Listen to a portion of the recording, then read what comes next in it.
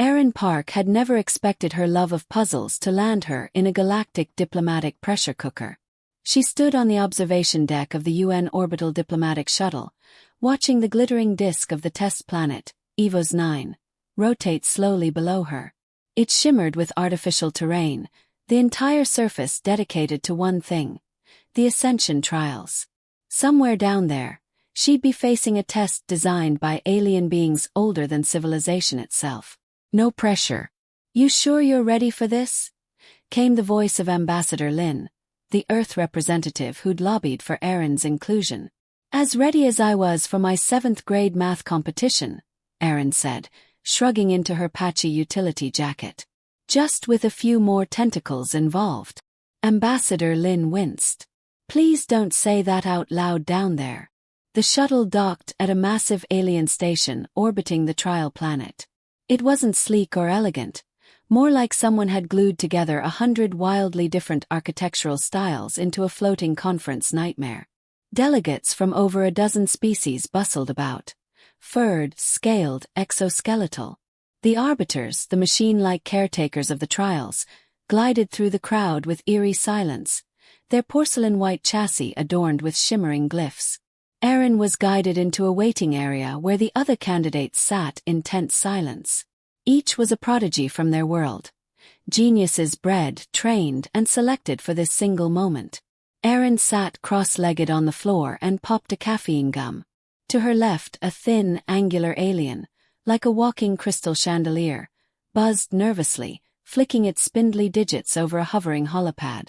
You are human? It asked. Yup. Erin. You. Kvarn. My people are the Lisari. We specialize in recursive logical mapping. I have been preparing for 84 cycles. Erin blinked. Wow. I did a crash course in galactic numerics on the shuttle ride here. Kvarn looked faintly horrified. Before he could reply, a booming chime echoed through the chamber. A pair of arbiters floated in, their lights pulsing amber. Initiate ascension trial. Primary sequence. The candidates were ushered into individual domes, each room a hemisphere of polished black stone. The walls lit up, revealing the challenge. A massive wall-sized grid of interlocking symbols, glyphs, and variables. Some were familiar. Basic numbers, perhaps derivatives of mathematical constants, but others pulsed with alien logic. The grid was sectioned into segments, but the rules were unstated. No instructions, no guidance. Just a test. Erin stood in front of it, frowning. Then she tilted her head. Something about the layout was familiar. The grid was 9 by 9. Each large square was subdivided into smaller 3 by 3 boxes. And in each cell, some symbols repeated, but never in the same box, row, or column. She squinted. No way, she muttered, a smile twitching onto her lips. Outside the domes, observers watched from the Grand Gallery, a tiered arena orbiting the trials. Alien leaders and data feeds monitored each participant's vitals, time and progress. Earth's ambassadorial team looked nervous. She's grinning, said one analyst. Is that normal for humans under stress? Asked a scaled diplomat from the VSK coalition. Lin hesitated. For her. Yes. Inside, Erin crouched, tapping her fingers against her thigh. She was right. This wasn't a test of advanced mathematics or galactic physics. It was a logic puzzle. A glorified, galactically stylized Sudoku. She approached the lower left quadrant, where more data had been pre-filled. Within 10 minutes, she'd identified a working logic system. The symbols weren't random. They were simply alien numerals for 1 through 9, each following rules based on positional context. Okay, Sudoku with a cultural skin. Got it, she murmured. While other candidates called for hint protocols or began feverishly consulting massive memory archives, Erin simply took out a stylus and began working on a mental pattern grid. Every few minutes, she heard a distant chime as a candidate submitted a section incorrectly. The arbiters would respond with a harmonic buzz, signaling an error. Most began to sweat or tremble. One reptilian candidate had already fainted. Erin. She was whistling the Tetris theme under her breath. 2 hours later, the arbiters triggered a review alert. Inside the gallery, murmurs broke out as Erin's dome lit up with green symbols, indicating correct quadrant completion. Her progress was the fastest recorded in over 80 years. Ambassador Lin leaned forward in awe. She's playing the damn test like a Sunday puzzle. The Vizcay diplomat hissed. Your species is treating the Ascension trial as if it were a game. She sees through its design, Lin replied. That's not irreverence. That's clarity. Back in the dome, Erin paused as a deep mechanical voice echoed around her. Candidate Park. You have completed Phase 1. Proceed to variable iteration. The grid shimmered and shifted. Now the logic was in flux. Instead of static symbols, some cells pulsed or flickered, changing value in predictable cycles. The test was evolving, introducing dynamic constraints. Erin's grin widened. Now you're just showing off, she muttered to the test. She sat down cross-legged, breathing calmly. Kvarn, she said through the intercom. You seeing the pattern resets? There was a pause. Why yes. It appears the grid adapts based on candidate interference. I believe it is creating logical decoys. Classic misdirection. It wants us to overthink. You are not overthinking. Of course not, Erin said. I already finished this level. We're just doing extra credit now. In the Grand Gallery, chaos erupted as the VSK ambassador slammed a datapad onto the observation table. This is unacceptable. The human candidate is trivializing an ancient right. The Sudoku, whatever it is, was never intended to be a child's toy. Ambassador Lin stood calmly. And yet, she's the only one solving it. Another arbiter glided up, its glowing eyes shifting toward the data readouts. Pulse. Candidate Park is interacting with the grid according to the core design principles. The Vizcay ambassador scoffed. By mocking it? No, said the arbiter, almost amused. By understanding it. Hours passed. Erin had completed 3 full quadrants. The other species were still struggling with Phase 1. The grid's complexity increased with each solution. Yet Erin adapted, recognizing each shift as a new rule set layered over a familiar framework. Her stylus danced over the interface, each stroke backed not by raw computation, but instinct, pattern recognition, and play. She made it fun. And that was exactly what the test responded to. At one point, a misstep triggered a penalty, a false data collapse. Erin blinked, regrouped, and shifted strategy. She adjusted. She tried again. She solved it. By the end of day 1, the arbiters recorded the following. Candidate Kvarn, 23% quadrant progress. Logic strain near critical. Candidate Vera 18%. Requested re-entry. Candidate Park, human 72%.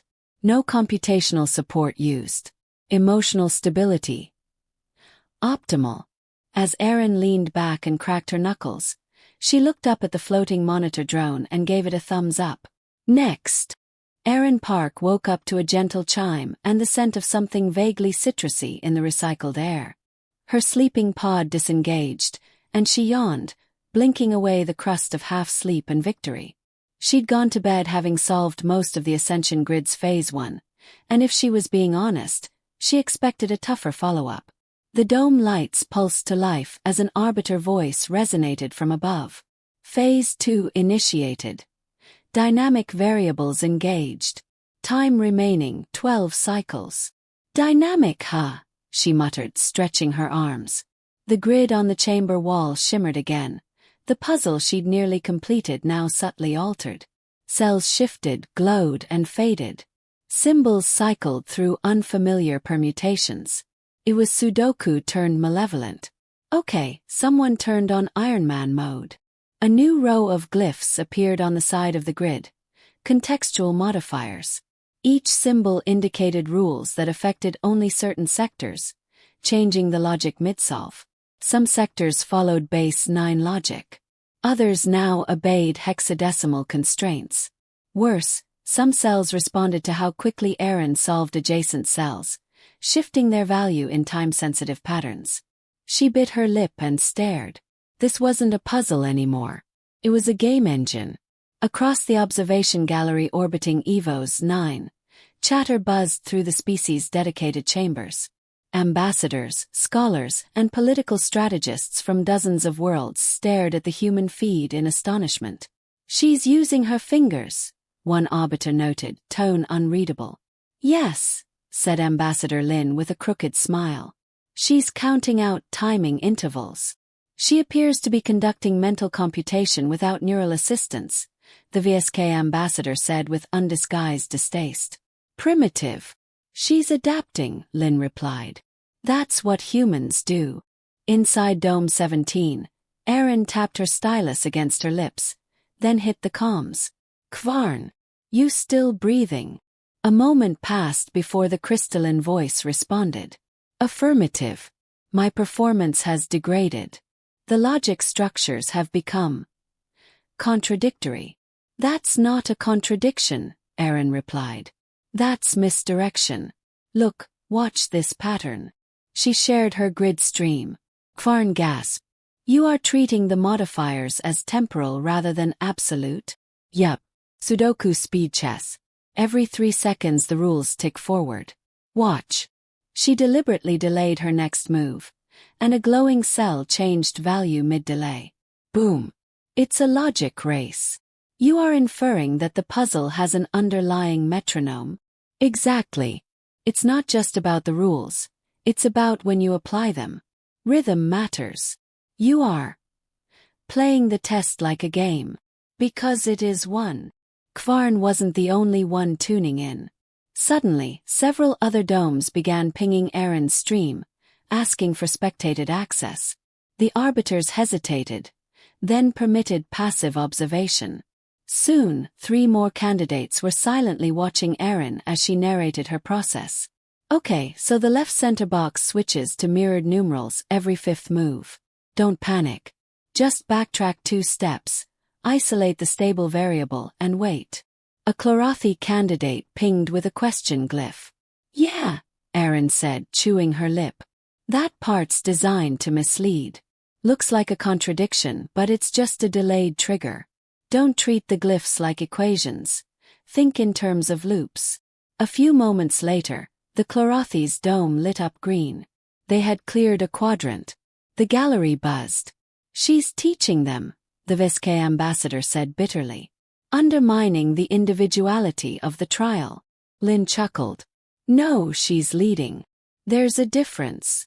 Erin moved on to the upper right quadrant, but this time the grid pushed back.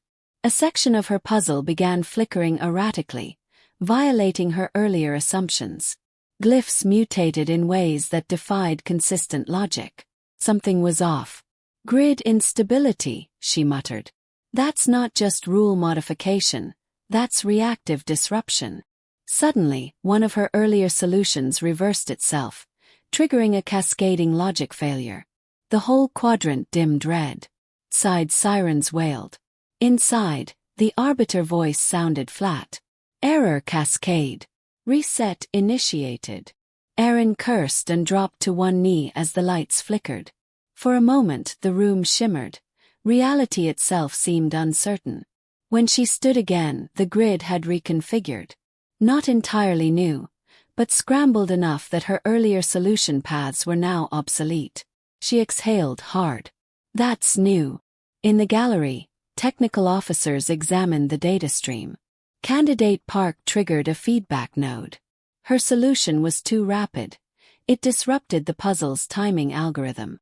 "She broke the test," someone muttered. "No," Lin corrected. "She stressed it." It pushed back. Inside her dome, Erin turned and stared at the ceiling.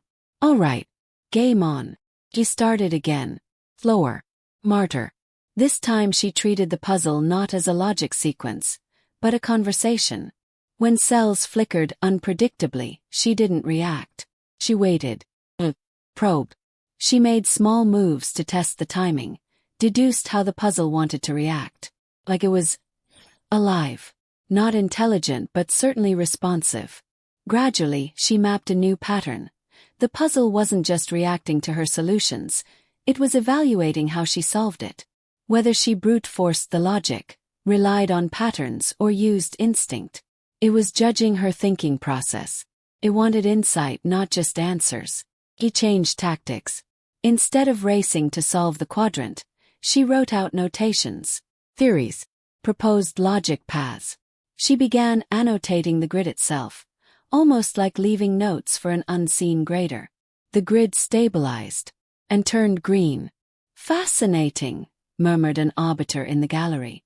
She passed the quadrant by demonstrating intent, not by completing it. She realized the test evaluates philosophy, not just skill, Lynn said. The Viscay ambassador looked sick. Back in the dome, Erin sat cross-legged, breathing deeply. She hit the comms again. "Hey, Kvarn. Yes. Try something. Instead of solving the next quadrant, describe your method. Put your logic tree on display. See what happens." 10 minutes later, Kvarn's dome lit green. He laughed. "I did nothing. I only explained." The quadrant accepted the reasoning. "Guess this isn't a test about right answers," Erin said, grinning. "It's a test about understanding." A soft chime sounded, and a translucent screen appeared before her. Candidate Park. Performance threshold exceeded. Initiating honor protocol. Her eyes widened as a thin humanoid figure stepped out of the grid, no longer a hologram, but a projection of an architect model. Featureless but elegant. It inclined its head. "Candidate," it spoke, voice layered with tones. "You are not the first to solve the ascension grid. But you are the first in 200 cycles to converse with it." Erin stood. "You built it." The figure said nothing but continued. "Phase 3 will commence in the deep core. You are authorized to proceed. Warning. The trial will no longer be theoretical." The grid dissolved. A hidden door opened behind her. End of Chapter 2. Key HFY themes in this chapter. Ingenuity. Erin solves logic not by brute force, but by intuition, adaptability, and insight. Cultural clash. Other species view the test as sacred, but Erin treats it as a dynamic system, not a ritual. Camaraderie. Erin begins teaching and building rapport with other candidates, especially Kvarn. Strategic thinking. Realizing that method matters more than results. Let me know if you'd like to continue with Chapter 3 or tweak anything here. The door closed behind Erin with a soft whumph, sealing out the antiseptic glow of the trial dome. Ahead, the lighting shifted. Dimmer, deeper, more primal. The walls were smoother here, pulsing with veins of bioluminescent lines that twisted like veins inside the skin of some ancient being. She was no longer in a test chamber. This place felt alive. Erin took a deep breath. Her nerves hummed. She wasn't scared exactly, but something about the way the air watched her made her spine crawl. At the far end of the corridor stood an elevator platform, open like a waiting mouth. "Time to level up," she muttered, stepping on. The platform descended, not with mechanical motion, but like sinking through syrupy time. She felt her heartbeat slow, thoughts stretching. Lights above flickered past, displaying glimpses of ancient star systems, alien symbols, fragments of species that had taken the trial long before her ancestors invented paper. And then stillness. The platform stopped. She stepped into the deep core. The deep core, a living puzzle. Unlike the domes, the deep core wasn't a room. It was a labyrinth. Pillars stretched skyward into darkness. Walkways split in illogical directions, spiraling, floating, vanishing into mist. Some didn't obey gravity. Some flickered in and out of phase. But at the heart of it all, suspended in midair, hung a massive sphere of shifting logic grids, rotating slowly. Erin instinctively knew. This was the final challenge. The sphere, hundreds of meters wide, was the metagrid. A voice pulsed into her thoughts. Not spoken, not audible. Pure concept. The ascension is not a test of knowledge. It is a test of cognition. To solve the final grid, you must understand more than numbers. You must understand us. She blinked. You want me to understand a machine. We are not machines. We are the arbiters. We are the design. We are the question. The puzzle becomes a mirror. The metagrid shimmered and began forming. Each segment of the massive globe displayed a different logic problem. Some resembled Sudoku. Others looked like quantum logic knots. One was nothing but static until she realized it responded to emotional states, changing only when she focused on grief or joy. She climbed the platforms, solving each section as she went, each puzzle unlocking the next pathway. But the puzzles now weren't just about logic. They were about identity. One grid only made sense when she thought of her childhood. Her father teaching her math using Sudoku books when they couldn't afford babysitters. Another grid changed values in response to her hesitation. This wasn't about numbers anymore. It was about being human. From the observation gallery, Lynn and the others could only watch as the deep core's data feed flickered into surreal abstractions. The human's neural signature was off the charts. Her emotional, cognitive, and memory centers lit up like a firestorm. She's syncing with the puzzle, an arbiter murmured. She's solving it with her life, Lynn said, stunned. The Viscay ambassador looked away, as if physically pained. No one was supposed to reach the deep core. It was meant to break them. The cultural clash peaks. Aaron approached a particularly strange segment. The grid was shaped like a face. Not human, not alien. Shifting. Touching. She realized. This was the trial's designer. Or at least a fragment. Symbols glowed across its brow, each representing a cultural logic from different species. The Lisari's recursive loops. The VSK linear aggression matrices. The human sector was blank. No rule. No structure. Just a space. Humanity has no defined logic, the voice said. Unpredictable. Irrational. Aaron grinned. You say that like it's a bad thing. She stepped into the blank sector. Shimmered. And then shifted to mirror her every move. A living puzzle that changed with her thought. She remembered something her dad used to say while they played puzzles. A puzzle doesn't care who solves it. It only cares how. She closed her eyes. Then, instead of analyzing the shifting puzzle with math or deduction, she moved instinctively. She made patterns that felt right. And slowly the pieces fell into place. An unexpected visitor. Just as she reached the core interface, a second presence arrived on a nearby platform. It was Kvarn, pale, flickering, flicking nervously with every step. You made it, she called. I followed your annotations, Kvarn said, breathless. You left breadcrumbs. I only understood a fraction, but it was enough. Behind him, 2 more candidates were visible, struggling to find purchase in the changing maze. You coming with me to the end?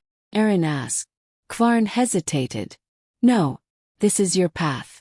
The puzzle was made for many minds, but only yours. Reshaped it. And with that he bowed low, respectful. The final confrontation. At the very center of the metagrid, Aaron reached a platform with no puzzles. Just a mirror. It didn't show her face. It showed 1,000 simulations of Earth's future. Some glorious, some apocalyptic, some united, others fractured by war. Your species is a risk, the voice echoed again. You solve. You adapt. You destabilize. She stepped closer to the mirror. We improvise. That's not destabilizing, it's surviving.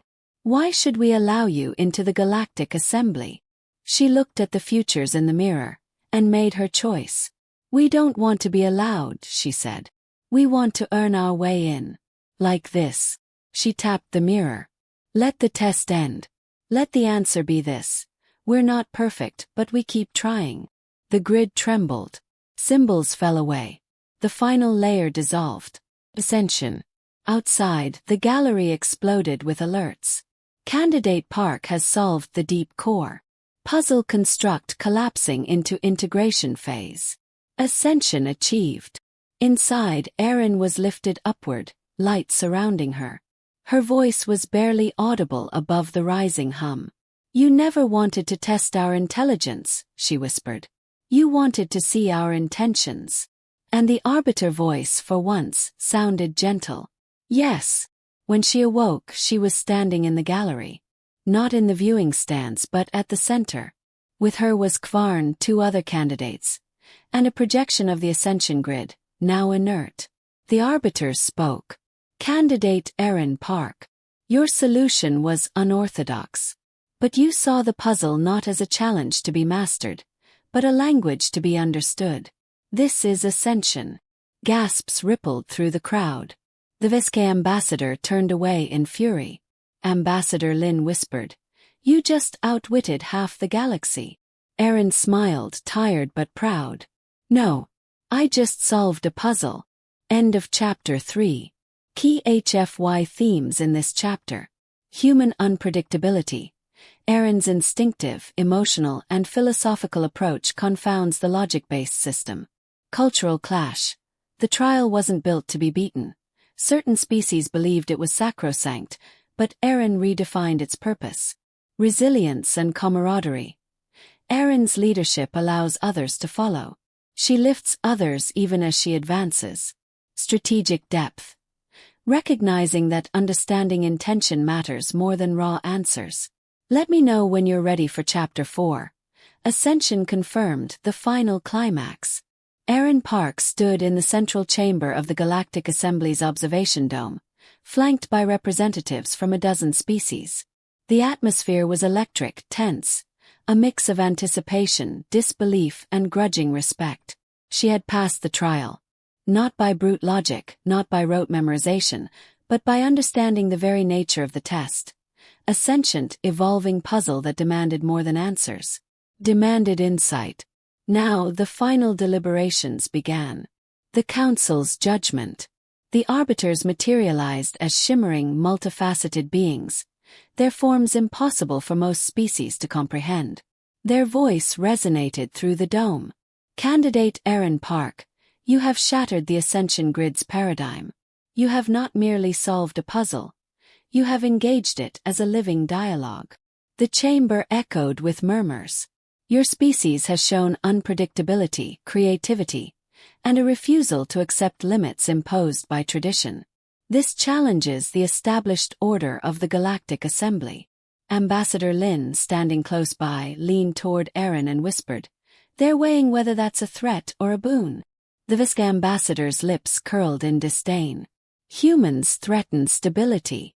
Erin felt the weight of eyes from dozens of species. But she didn't flinch. Instead, she stepped forward. "Galactic Assembly," she began, her voice steady and clear. "Humanity is not perfect. We have warred, we have erred. But we also innovate, we adapt, and we keep trying.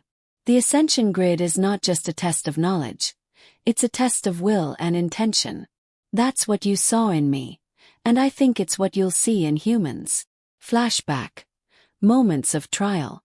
Erin's mind drifted briefly back to the first dome, the sterile chamber where she first confronted the static puzzle. The alien symbols that felt so alien and cryptic. How she'd stubbornly counted out timing intervals, treating the shifting Sudoku like a game she knew deep inside. And then the deep core, where logic was shaped by emotion, memory, and identity. The puzzle was alive, responding not just to answers but to her. Her human unpredictability had been the key. She thought of Kvarn, his tentative faith in her approach, and how others had slowly come to watch and learn. The verdict.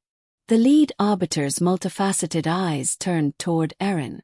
"Your performance demands recognition.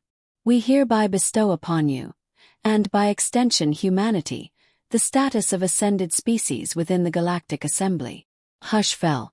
This was no mere membership. Ascension meant full political, cultural, and scientific integration into the galaxy's most elite interstellar consortium. Resistance and reactions. Not everyone was pleased. The Viskay ambassador stepped forward, voice cold and slicing through the chamber. "Your methods undermine our traditions. You approached sacred rites as a puzzle to be gamed. What guarantee do we have that your species will not destabilize our fragile alliances?" Lynn responded smoothly. The galaxy has always thrived on adaptation. Stagnation is far more dangerous than innovation. Erin nodded. I get it. You don't trust us. But we don't expect blind trust. We expect a chance to prove ourselves. Through action, not just words. The unexpected proposal. Then the lead arbiter spoke again. To ensure trust, we propose a joint mission. Humanity will collaborate with representatives from multiple species to explore the uncharted border systems beyond the Ascension Zone. Your ingenuity, human, will be tested in the field. Should you and your allies succeed, the Assembly's faith will be secured. Erin's eyes lit up. This is exactly the kind of challenge we want. Preparing for the mission. Back in the briefing room, Erin gathered with Kvarn, the Chlorothi, and a few other newly ascended candidates. We've passed the test, Erin said, but the real challenge starts now. Kvarn smiled, the crystal facets of his form shimmering softly. Your perspective changed the grid, Erin. Now we face unknown dangers together. I am honored to stand beside you. The others nodded, some hesitant, some excited. The spirit of humanity. Erin reflected on how her approach, seeing the puzzle not as an enemy but as a partner, had brought her here. That same spirit would fuel the upcoming mission. Curiosity, courage, and collaboration. She glanced around at the diverse faces beside her. We're not just representatives of species, she said softly. We're a team. We learn from each other. And together, we'll prove that humanity's chaos can be a force for creation. Final scene, the launch. The Starship Endeavour stood ready. Sleek, powerful, a fusion of human engineering and alien technology. Erin stood on the command deck, gazing out at the stars beyond the launch bay. The Galactic Assembly's grand chamber echoed one final message. Ascension confirmed. Humanity's light joins the constellation of civilizations. With a steady hand, Erin activated the launch sequence. The engines hummed to life. She smiled. The puzzle had been solved, but the galaxy was still full of mysteries. And humanity was ready. Closing reflection. Erin's voiceover echoed softly as the Endeavour soared into the unknown.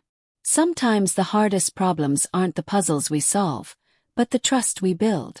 We're imperfect, unpredictable, and yes, sometimes irrational, but that's exactly what makes us human. And in the vastness of space, that unpredictability just might be our greatest strength. End of Chapter 4 and the story. Summary of key HFY themes in this chapter. Human ingenuity and resilience. Erin's speech and attitude show human perseverance, humility, and determination. Cultural clash. The tension between tradition and innovation comes to a head, highlighting humanity's challenge to the galactic status quo. Tactical and strategic thinking. The proposal for a joint mission pushes humanity's potential into real-world application, setting a stage for future HFY stories. Emotional depth and camaraderie. Erin's leadership inspires cross-species trust and teamwork. High stakes and awe. The story culminates in a climactic moment of acceptance and a hopeful beginning, mixing awe with the tension of new challenges ahead. If you want, I can help draft a prologue, epilogue, or spin-off ideas. Just say the word.